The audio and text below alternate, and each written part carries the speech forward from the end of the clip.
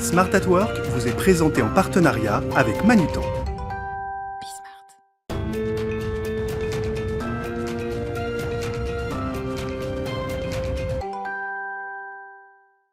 Bonjour à tous, bienvenue dans Smart at Work, votre entreprise mensuelle autour du concept du bien travailler. Alors ce mois-ci, je vous propose de nous intéresser de plus près à ce concept d'entreprise responsable. Comment engage-t-on une entreprise sur le chemin de la responsabilité? Qu'est-ce que ça veut dire d'abord concrètement?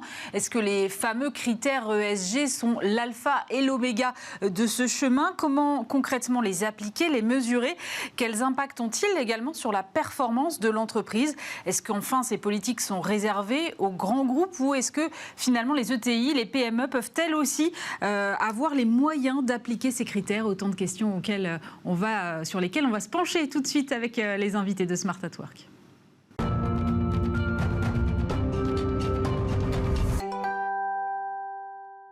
Et pour poser le cadre de ce débat, j'accueille Christine Duroux. Bonjour. Bonjour. Vous êtes vice-présidente du think tank Entreprise et Progrès. Vous êtes également senior partner au sein du cabinet The Arcane.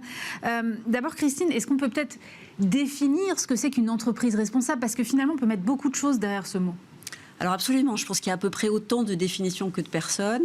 Là, je vais dire la définition qu'on utilise au sein d'Entreprise et Progrès. Alors première chose, c'est pas nouveau, hein. Entreprise et Progrès, ça a été créé il y a 50 ans. C'était les gens qui... Antoine Ribou, qui contestait l'ex-CNPF en se disant une entreprise, elle doit être sociale. D'accord. Donc ça datait des années 70. Aujourd'hui, on a, grosso modo, on définit comme une entreprise qui va essayer de minimiser ces externalités négatives. Donc, concrètement, pollution, dégâts sociaux, dégâts sur tout. En fait, prise en compte de l'ensemble des parties prenantes ou des écosystèmes, d'une part. Et encore mieux, qui va essayer de maximiser son impact positif.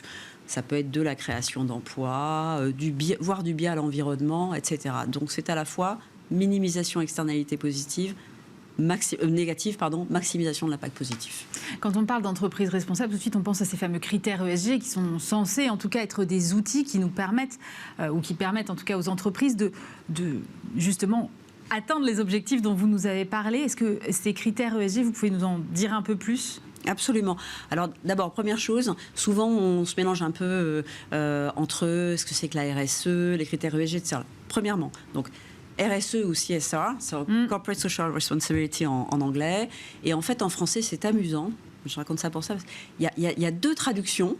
Et certains vous disent en disant non, c'est pas ça, c'est une autre. C'est soit responsabilité sociétale d'entreprise, ce qui est en fait quelque part la traduction directe, soit responsabilité sociale et environnementale. Donc déjà, c'est très, très amusant parce qu'on voit bien comment on a commencé à angler plus ou moins cette question de la responsabilité sociétale ou environnementale. À l'intérieur de la RSE ou les CSR, qui est une politique, on a l'ESG qui est dont le sigle, c'est environnement, social ou sociétal, selon, en fait en anglais c'est social, donc en français on traduit comme on veut, et gouvernance. Donc les critères ESG, il y a aujourd'hui une bataille des normes.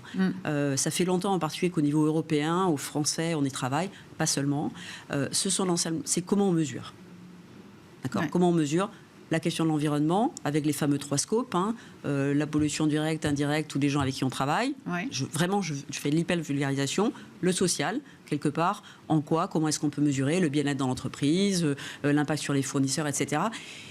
Et puis la gouvernance, alors là, moi, mon expérience, en plus en tant que personne qui travaille beaucoup sur le 3e, c'est que l'environnement aujourd'hui commence à être bien mesuré, il y a des normes, il y a la CACD qui a été votée en Europe en juillet 2022. Demain, chez Entreprise et Progrès, on reçoit Emmanuel Faber, qui travaille à l'ISSB sur les critères internationaux. Environnement, ça avance bien. Social, ça commence à pas mal avancer. Alors, gouvernance, voilà. Donc, ces critères-là, ESG, ce sont des critères, ce sont des normes. Ça permet de mesurer. C'est franchement un secteur en pleine ébullition. Et dans quelle mesure est-ce qu'ils peuvent être pris en compte dans la performance de l'entreprise? Il y a tout un débat aujourd'hui autour de ça. Est-ce qu'ils pénalisent la performance de l'entreprise? Est-ce qu'au contraire, ils la tirent vers le haut? Comment est-ce qu'on les prend en compte? Ça fait beaucoup de questions, en fait. Alors, je pense qu'une erreur totale, et ce qui a été fait pendant longtemps, ce serait de dire, vous savez quoi, vous allez être responsable et donc vous allez voir, ça va augmenter votre performance. Ça, c'est dommage. faut pas partir là-dessus, on peut toujours démontrer que non. En fait, il y a deux choses à prendre en compte dans la question de performance. Un, la fameuse performance extra-financière. Donc, de toute façon, au niveau européen, en particulier, à partir là, maintenant, il va falloir prendre en compte la performance extra-financière. Donc, la norme va s'imposer. Il y a 50 000 entreprises qui vont devoir être mesurées en termes de performance extra-financière. Donc, déjà, le mot performance financière, extra-financière. La deuxième chose pour moi en termes de performance, c'est qu'on va avoir une question... En fait, à quoi ça sert d'être responsable, en vrai ? On va quand même minimiser les risques. Aujourd'hui, on a un changement de la société. On a un changement de la finance. Les gens vont moins vous prêter si vous êtes moins responsable. En termes purement financiers, vous allez risquer d'être attaqué sur votre réputation, etc. Donc on a une prévention des risques. Et une deuxième, c'est évidemment les opportunités. Il y a de l'innovation, il y a des nouveaux marchés. Donc au-delà du côté, il faut être bon sur la performance extra-financière, il y a aussi simplement avoir une vision de prospective stratégique.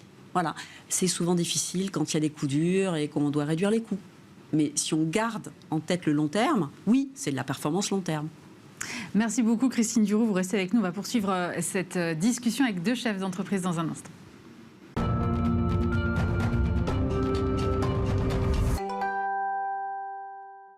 Et on poursuit cette discussion toujours en compagnie de Christine Duroux, vice-présidente du think tank Entreprise et Progrès. À ses côtés, Luc Wise, bonjour. Bonjour. Vous êtes fondateur de The Good Company, une agence de communication responsable. Et puis Antoine Campin, bonjour. Bonjour, Aurélie. Vous êtes directeur général de Manutan France. Antoine, je vais commencer par vous. On vient de parler avec Christine longuement de ces fameux critères ESG.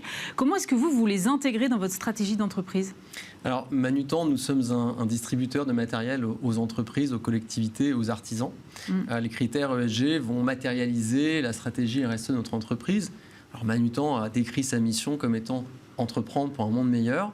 On va s'appuyer sur 3 piliers, des piliers environnementaux, des piliers sociaux, des piliers de business aussi. Donc on va caractériser ça par des actions qui vont faire que nous allons avoir un impact sur l'environnement. Donc nous allons travailler sur des produits éco-responsables, nous allons travailler sur, alors de manière plus personnelle, sur équiper de LED et relamper nos entrepôts, travailler sur des panneaux solaires partout dans les filiales en Europe. Donc, on va avoir des actions très concrètes sur notre environnement. Des actions très concrètes aussi sur la société. On va s'adosser à des associations comme Sport dans la ville, Move with Manutan, et ensuite Move with Manutan qui vont promouvoir des jeux d'entrepreneurs.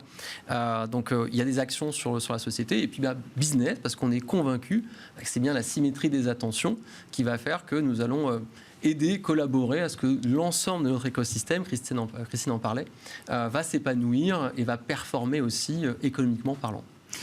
Luc, vous, quand vous avez fondé The Good Company, vous avez décidé que l'entreprise serait responsable de A à Z.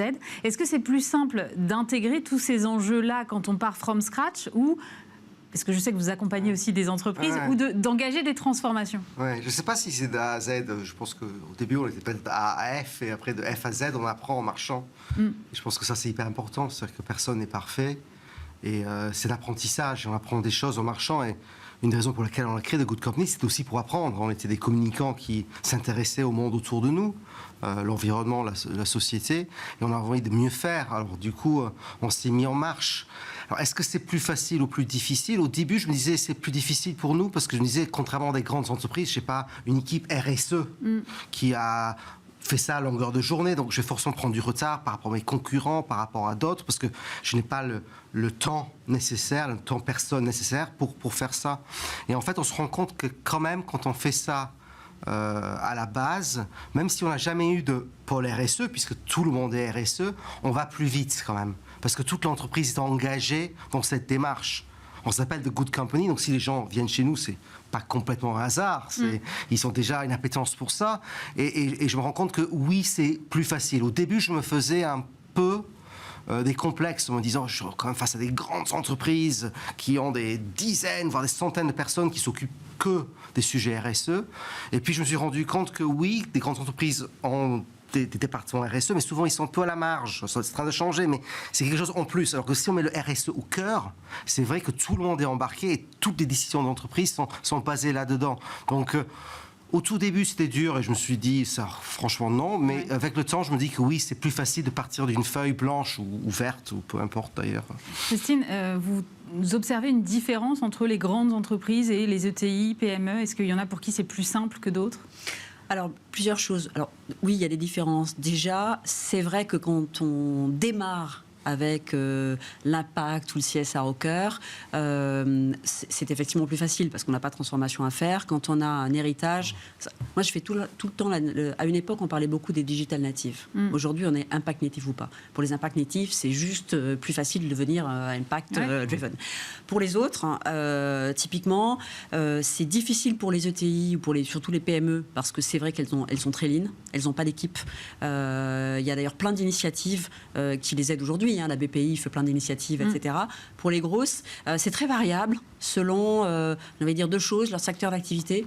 Il y en a pour qui, naturellement, aller vers l'impact ou les CSR, ça va être immédiatement un facteur de performance ou développement. Celles pour qui c'est plus marginal, c'est un peu compliqué. Ça va être un peu une question de gouvernance. C'est-à-dire que est-ce qu'il y a à la tête des gens qui sont convaincus qu'il faut aller vers là ou pas? Je pense que c'est peut-être pour elle que c'est le plus compliqué. J'ai une ETI à ma gauche, alors je me tourne vers vous, Antoine. Par quoi est-ce qu'on attaque un chantier comme celui-là? Parce qu'effectivement, quand on n'est pas CSR native, pour reprendre les termes de Christine, il faut bien engager le chantier, mais par quoi on commence? Alors, effectivement, Manutan est une ETI, 2200 personnes partout en Europe. Je pense que déjà, ça doit être effectivement porté, et c'est le cas chez Manutan, au plus haut niveau de l'entreprise, comme étant vraiment la mission que l'entreprise se donne. S'équiper aussi de ressources, et notamment d'une directrice de la RSE directement rattachée au patron de l'entreprise. Donc, c'est un marqueur. Et après, j'ai envie de dire, ce qu'on regarde, c'est comment est-ce qu'on peut contribuer à notre écosystème, et on regarde rapidement nos clients, nos fournisseurs et nos collaborateurs, et c'est par là qu'on démarre. Donc quand les clients eux-mêmes, qui sont toute typologie d'entreprise, nous sollicitent et ont des niveaux d'exigence sur ces sujets-là qui sont de plus en plus élevés, eh bien on les accompagne, et ça nous oblige. Par exemple, nos très grandes entreprises travaillent généralement par des appels d'offres et choisissent leurs fournisseurs par des appels d'offres. Ils doivent s'assurer du respect des chartes éthiques, d'être rassurés sur la gestion de leurs risques. Et donc, dans ces appels d'offres, on constate de plus en plus que les critères en lien avec la RSE et la stratégie de chacun des fournisseurs qui vont répondre à ces appels d'offres, ces critères-là sont de plus en plus importants dans la note finale. Preuve en est que nos clients attendent de plus en plus que leurs partenaires inscrivent dans leur stratégie quelque chose qui correspond à leurs obligations. Il y a une réglementation qui flèche quand même beaucoup une belle trajectoire d'impact sur l'environnement. Ça se traduit par des appels d'offres. Donc ça signifie que si vous voulez avoir le droit de citer, et on l'espère, et on se bat pour remporter ces appels d'offres, il faut que vous soyez en mesure d'accompagner ces exigences. Je pense que c'est par là qu'on peut commencer. On le fait aussi en accompagnant nos fournisseurs, parce que c'est sur l'ensemble de l'écosystème. On partage avec eux les exigences de nos clients, donc on les aide aussi, on les accompagne et on se challenge mutuellement. Et puis il y a évidemment un impact sur nos collaborateurs. Vous le disiez tout à l'heure, Christine, qui participent aussi à la vie de l'entreprise, qui ont besoin de se sentir impliqués, d'avoir leurs propres impacts. Nos collaborateurs sont ici des impacts natives. Donc c'est sur ces trois items-là, je pense, par lesquels on doit démarrer, et puis en accompagnant notre marché. Je pense que c'est le plus important. Sur le choix des fournisseurs, Luc, c'est quelque chose que vous regardez, par exemple, aujourd'hui. Comment est-ce que vous faites un choix? Il y a certains secteurs que vous les éliminez d'office, ou des gens avec qui vous n'allez pas travailler parce qu'ils ne sont pas CSR compatibles? Alors, il y a les clients et puis il y a les fournisseurs. Il y a les deux. Alors, nous, on a une liste d'exclusion de ces secteurs. Oui, pour les clients. Parce que, quand on s'appelle The Good Company, il me semble important de walk the talk. Voilà, donc il y a 6 secteurs pour lesquels on s'est engagé dès notre démarrage de ne pas travailler avec des annonceurs issus de ces secteurs-là. Donc, c'est les énergies fossiles, c'est la pornographie, c'est tout ce qui est produits phytosanitaires. Donc, voilà, ça c'est une liste d'exclusion. Alors après, chacun fait comme il veut, mais nous, notre positionnement est celui-là. Et après, en réalité, il y a quelques acteurs for good, on va dire, qui sont assez évidemment for good. Et encore que, parfois, quand on gratte un peu, on se rend compte que les choses sont peut-être un peu moins belles et parfaites qu'elles peuvent avoir l'air dans les relations presse et l'image qu'on se donne, la vitrine. Et puis, je pense que les marques et les entreprises, c'est comme les personnes. Et d'ailleurs, les entreprises sont constituées de personnes et souvent, il y a beaucoup de nuances. Personne n'est parfait. Et il y a un peu de tout. Et là, en fonction du brief qui nous est présenté, s'il nous semble sincère, s'il s'inscrit dans une trajectoire de mieux, de progression, même si tout n'est pas parfait. Si on sent qu'il y a une envie de l'annonceur, du client, de faire un petit bout de chemin avec nous dans la bonne direction, on va plutôt accepter de travailler avec ce client-là. Et puis parfois, on n'est pas d'accord entre nous, si ça arrive, parce qu'aujourd'hui, on est une trentaine, donc j'essaye aussi de faire rentrer la démocratie dans l'entreprise. On est une coopérative, donc tout le monde est actionnaire de The Good Company. Et donc, parfois, ils se posent des questions. On a des clients du secteur, par exemple, des mobilités, l'automobile, de la grande distribution, où c'est pas noir ou blanc, parce que les gens ont besoin de la grande distribution aujourd'hui. Ils ont besoin des voitures, ils ont besoin de solutions de mobilité. Donc, c'est facile de jeter l'anathème sur ces gens-là, mais en même temps, en général, on les utilise. Donc, on est parfois un peu schizophrène. Et donc, parfois, on a des débats et parfois, on le met au vote, si on décide au vote si on a envie de travailler avec ce client ou pas. Voilà. En revanche, je ne divulgue jamais le nom d'un client parce que je trouve ça c'est pas élégant et puis chacun fait ce qu'il souhaite. Mais en revanche, oui, on dit non pas mal à des annonceurs qui nous sollicitent. Je me posais la question de la mesure, Christine. Je lisais, il y a beaucoup de chiffres sur notamment la mesure de l'impact carbone ou de l'empreinte carbone. Il y a 72% des dirigeants qui affirment avoir réduit leurs émissions, mais en même temps, il n'y en a que 35% qui ont évalué leur empreinte carbone. Alors, à un moment, il faut bien qu'on s'appuie sur de la data quand même. Cette data, aujourd'hui, elle doit être au service des objectifs RSE. Oui, pour le coup, il va y avoir, là aujourd'hui, c'est vraiment en train d'être mis en place. Il y a une question de. Il y a les fameux 3 scopes, il y a ce que je mentionnais justement, que ce soit l'ISSB. Aujourd'hui, les financiers commencent à prendre ça, commencent à mesurer. C'est en cours. Il y a un décalage. Moi, je suis quelqu'un de fondamentalement optimiste. On est encore en chemin. Donc, je pense que les activités. Là c'est vraiment. On est très vite à soupçonner. En fait, pour moi, le soupçon sur l'intention est un problème. Je pense que fondamentalement, les entreprises ne sont pas ou plus vraiment cyniques. Les cyniques aujourd'hui sont montrés du doigt. Quand vous regardez, je crois qu'il y a 2 semaines, The Economist, qui est quand même pas, disait même aujourd'hui, en fait, si vous voulez être non CSR friendly en termes de fonds, y compris aux États-Unis, mais vous mettez, en fait, vous allez être plombé, parce que la société va dans ce sens-là. Donc, je pense aujourd'hui, par rapport à ça, il y a de la mesure, c'est encore en chemin, il y a des décalages entre les déclarations et l'action, mais on est sur un bon chemin, parce que de toute façon, la société va là-dessus. En tout cas, dans les sociétés occidentales. En tout cas. Oui. Antoine, vous mesurez vos émissions carbone ? Alors, je rejoins complètement Christine. La mesure va arriver, va se standardiser. Et j'ai envie de dire, c'est presque sans avoir la mesure, c'est pas pour ça qu'on ne peut pas agir. Donc, il y a des actions qui sont déjà menées. Et puis, au fur et à mesure, on voit, notamment dans les 3 scopes d'émissions d'empreinte carbone dont parlait Christine, il y a ce fameux scope 3 qui représente quand même 80% de l'ensemble, donc c'est pas anodin, et qui correspond aux émissions indirectes. Et il se trouve que Manutan, en tant que distributeur de matériel aux entreprises, nous rentrons typiquement dans les 80% d'émissions de carbone de nos clients entreprises. Donc il y a tout intérêt à améliorer sa copie si on veut effectivement pouvoir présenter une déclaration extra-financière qui va s'améliorer, puisque l'idée n'est pas tant d'avoir la mesure, c'est une première étape, mais surtout d'aller l'améliorer par des actions. Donc ce que l'on propose aujourd'hui à nos clients, c'est notamment au travers de 2 choses dont je vais parler aujourd'hui. C'est la première, des produits éco-responsables. Donc, ce que nous souhaitons, c'est proposer à nos clients des produits dont ils vont savoir qu'ils ont un impact positif sur leur empreinte carbone et leur environnement, sur les produits qu'ils vont acheter. Donc c'est traduit par un petit logo que vous avez sur le site avec une main verte et une petite feuille. Et ces produits-là sont soit des produits qui sont éco-labellisés, soit des produits qui comportent au moins 25% de matière recyclée, soit des produits de seconde main. Donc, au travers de ces produits-là, en choisissant ces produits-là, vous savez que vous contribuez positivement à votre empreinte environnementale. Ce qu'on appelle les achats responsables.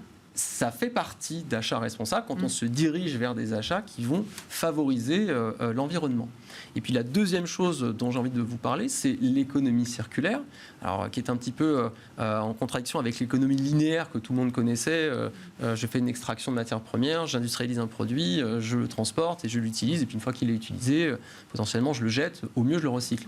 L'économie circulaire va chercher d'abord à rendre des produits éco-conçus. Éco-conçus pourquoi ? Parce qu'ils vont pouvoir être mieux mieux gérés dans leur seconde vie et vont pouvoir être réutilisés, recyclés, revendus. Donc ce que l'on propose à nos clients aujourd'hui, puisque nous l'avons appliqué à nous-mêmes, c'est de collecter du matériel, notamment du matériel informatique. C'est un service que l'on propose à nos clients. 130 tonnes de matériel informatique collecté par Manutan en 2022 l'année dernière, c'est colossal. Et 11 000 tonnes de CO2 sauvées par cette collecte.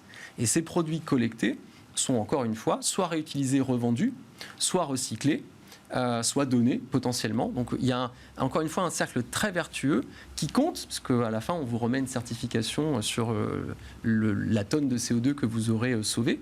Ça compte pour les entreprises, ça compte pour l'écosystème. Et je pense que c'est extrêmement vertueux d'aller sur ce type de produit-là. C'est effectivement ce qu'on appelle les achats responsables. Sur les achats responsables, vous estimez que c'est un levier aujourd'hui, Luc ? Complètement. Je pense que tout est un levier et tout doit être un levier. Aujourd'hui, on achète de manière responsable tout ce qui est papeterie, par exemple. On conçoit de manière responsable aussi. Il y a quelque chose que nous aussi, dans mon métier qui est la communication, c'est le scope 3 qui pose question. D'ailleurs, nous, on fait notre bilan carbone tous les ans. C'est 99%, c'est le scope 3. Et c'est surtout les productions, notamment les productions audiovisuelles qu'on fait pour nos clients. C'est les grandes productions audiovisuelles. Et donc, un de nos engagements en termes d'achat, c'est d'acheter de la production qu'en Europe et que accessible par train. Donc concrètement, historiquement, l'industrie publicitaire délocalisait les tournages en Afrique du Sud, en Argentine, en Australie, parce qu'il y avait beaucoup de soleil déjà, donc on est garanti d'avoir du soleil, contrairement à la pluie qu'il y a aujourd'hui, et j'ai vu le parapluie d'Antoine, et le soleil, mais aussi pour avoir une main-d'œuvre pas chère. Et nous, on s'est engagé à faire des choses vraiment dans les pays limitrophes de la France. Et j'apprends. La première grande production qu'on a fait, c'était pour CNP Assurance. Au début, la boîte de production souhaitait le faire en Estonie, parce qu'il avait le réflexe de proposer le meilleur rapport qualité-prix et rapport aussi prix-travail. C'est-à-dire que les gens en Estonie peuvent travailler des journées plus longues qu'en France ou en Belgique, par exemple. Et je me suis battu pour que le producteur, et il nous a suivis, fasse ce film publicitaire pour CNP Assurance au même prix et en Belgique. Et on a réduit par 4 le bilan carbone. Donc plutôt que ce soit un tournage à 24 tonnes, c'est un tournage à 6 tonnes. Et donc, ça m'a permis, moi, un peu néophyte, je pense que dans ces métiers, il faut avoir beaucoup d'humilité, on apprend en marchant. Et j'ai compris, OK, 24 tonnes, c'est un tournage en Estonie, mais si je le fais en Belgique ou en France, c'est 6 tonnes, donc c'est 4 fois moins. Donc j'ai diminué mon impact par 4. Et si je fais ça systématiquement, ça peut avoir un impact. Alors c'est mon colibri à moi, voilà. Mais c'est important, et je trouve qu'il y a un truc hyper important, et vous le disiez les uns les autres, c'est que là, par exemple, là moi je baigne un peu dedans depuis quelques années maintenant, mais je suis président de Good Company, mais quand on m'invite, c'est très gentiment, ESG, je me dis qu'un des problèmes qu'on a tous, c'est aussi de sortir, comme vous posiez la question tout à l'heure, Aurélie, de comment commencer. Et je pense qu'un des trucs, c'est de sortir un peu de la novlangue, aussi de la RSE, de l'ESG, de l'ISR. En plus, ISR, ISF, il n'y a qu'un pas. RSE, RSA, il n'y a qu'un pas. Tout ça, c'est pas des vocabulaires qui donnent très envie.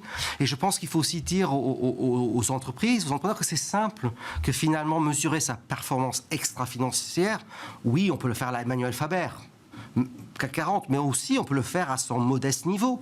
On peut se dire que, pour moi, l'entreprise responsable, c'est une entreprise qui se pose la question de c'est quoi la réussite. Et si la réussite, c'est qu'une réussite financière, vous n'êtes pas une entreprise responsable. Si vous dites la réussite de l'entreprise, c'est bien sûr l'argent, l'économique, mais aussi c'est les gens avec qui je travaille, en interne, mes prestataires, mes clients. Et c'est aussi l'environnement, mon environnement de travail, mon environnement plus large. Alors vous êtes une entreprise responsable. Et finalement, les mesures ESG, c'est juste des critères pour mesurer finalement une performance qui n'est pas une performance purement économique. Donc, ça peut être des choses très simples. Aujourd'hui, un bilan carbone, on en parlait, ça coûte quelques milliers d'euros. Il y a des prestataires très reconnus qui ont pignon sur rue. Nous, ça nous coûte 2 000 euros par an pour mesurer notre bilan carbone. C'est un exemple écologique. Un exemple social, comme j'ai une entreprise qui marche plutôt bien, on me demande, la première question qu'on me pose toujours, c'est « Ah, ça marche bien, vous êtes combien ?» C'est gentil qu'on me pose la question de « Vous êtes combien ?» Mais c'est quantitatif. J'aimerais bien qu'on me pose la question de « Est-ce que les gens sont heureux chez toi ?»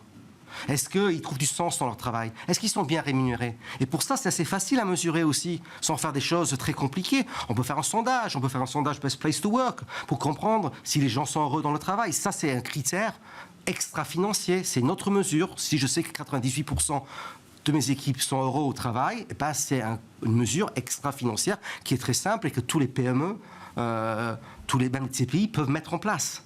Et donc je pense qu'il faut qu'on arrive aussi à vulgariser tout ça pour que les salariés, les entrepreneurs, les chefs d'entreprise, les patrons, les patronnes se disent ah bah oui, c'est pas si compliqué que ça, c'est pas qu'un débat d'initiés. Et on met beaucoup d'acronymes, voilà, c'est très compliqué, mais en réalité, une fois que vous avez compris que oui, en plus d'avoir la performance du PNL, il peut y avoir une performance qui est je mesure mon bilan carbone et j'essaye de le réduire et ça me coûte 2 000 € par an. C'est pas la fin du monde. C'est pas si compliqué que ça, Antoine ? Oui, c'est pas si compliqué que ça. En tout cas, ce qui n'est pas compliqué, c'est de porter le sujet, d'en avoir les intentions. Ça, c'est une première chose. Quand Manutan dit objectif 2050 net zéro, quand on dit on s'engage en signant proactivement Fred 21 pour réduire de 7% l'empreinte carbone liée à ces transports, encore une fois, en tant que distributeur, on utilise aussi beaucoup de supply chain. Ça, ce sont des intentions. Ce qui est très important, c'est que vos intentions, et en toute transparence, soient suivies d'actions, puisque sinon, écoutez, vous faites beaucoup de déclarations, mais qui ne sont pas suivies par des faits. Donc, bien évidemment, qu'on doit mettre l'ensemble de la société, notre société, nos collaborateurs, à disposition de ces critères-là, qui nous semblent être importants parce qu'on les porte et parce que ce sont les convictions de l'entreprise. Et ce qui est important aussi, et c'est pas compliqué, à partir du moment où on a vraiment la volonté, on doit s'entourer des bons partenaires. Nous expliquons à nos fournisseurs là où nous allons, nos intentions, nos objectifs, nous expliquons à nos clients ce que nous faisons et nous faisons en sorte que ce triptyque, collaborateur de l'entreprise Manutan, à qui on propose une enquête Great Place to Work tous les ans pour s'assurer de leur épanouissement, nos fournisseurs que l'on interroge régulièrement pour savoir si eux également sont satisfaits de la relation que nous avons avec eux, et nos clients pour savoir si la qualité de la prestation que l'on délivre correspond à leurs attentes. On fait en sorte de rassembler ces trois piliers d'acteurs pour faire en sorte que nos objectifs et nos intentions soient atteintes. Donc non, c'est pas compliqué. À partir du moment où c'est porté, à partir du moment où il y a un engagement, on sait que nous devons tous aller dans cette direction. La difficulté, je pense, elle est plus dans la volonté que dans la technicité. C'est-à-dire que where there's a will, there's a way. Et je pense qu'un truc qu'on doit faire tous, c'est de vulgariser un peu ça pour que tous les patrons et patronnes d'entreprise... Moi, il y a un truc qui m'a frappé, et j'étais très déprimé quand j'ai lu ça. Il y avait une étude, je crois, qui est faite par l'Observatoire des entreprises à mission, l'année dernière, qui montrait que une très petite partie des entrepreneurs et entrepreneuses en France savaient ce que c'était le mot RSE. Encore moins la loi Pacte. 20%, 10%, enfin. Et sur le coup, ça m'a déprimé. Et après, je me suis dit, non, en fait, c'est pas grave. C'est pas important qu'ils connaissent la loi Pacte ou qu'ils savent ce que veut dire RSE techniquement. Ce qui est important, c'est qu'ils se disent humainement, mon entreprise, elle sert à autre chose qu'à juste faire de l'argent. Oui, je veux faire de l'argent, mais je veux aussi mesurer et faire en sorte que les gens avec qui je travaille, mes collaborateurs, mes partenaires, mes clients, et aussi l'environnement soient bien traités aussi, et que je conjugue ces deux formes de performance-là. Et ça, je pense que ça peut parler à tout le monde. Je pense que la plupart des entrepreneurs en France, quand ils se réveillent le matin, ou les salariés, ne se disent pas « je vais aller au boulot juste pour faire du pognon ». Ils se disent « je vais faire du pognon, mais je veux aussi trouver un sens, être bien avec les gens avec qui je bosse, faire un peu gaffe à mes déchets ». Voilà. Et c'est ça qu'il faut qu'on arrive, je pense, à faire. Je crois que ça s'inscrit complètement dans la recherche de sens aussi, qui aujourd'hui touche l'ensemble des collaborateurs, Christine. Oui, absolument. Moi, j'écoutais Luc parler de la question de la réussite et Antoine parler de ce qu'il fait chez Manutan. Et en fait, j'étais en train de penser, encore une fois, entreprise et progrès, il y a la question du progrès. Le progrès, c'est quoi ? Le progrès, c'est pas toujours produire plus, gagner plus d'argent. La question, c'est une entreprise, c'est un objet social. Ce sont des gens qui se mettent ensemble pour faire progresser l'humanité.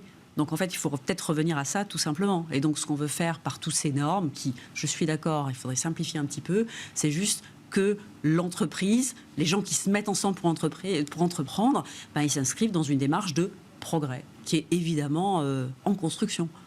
Merci beaucoup à tous les trois pour vos éclairages. Christine Duroux, vice-présidente du think tank Entreprise et Progrès et senior partner au sein du cabinet Ziarcan. Luc Wise, fondateur de The Good Company, et Antoine Compin, directeur général de Manutan France. On se retrouve bien sûr le mois prochain pour un nouveau numéro de Smart at Work. Smart at Work vous a été présenté en partenariat avec Manutan.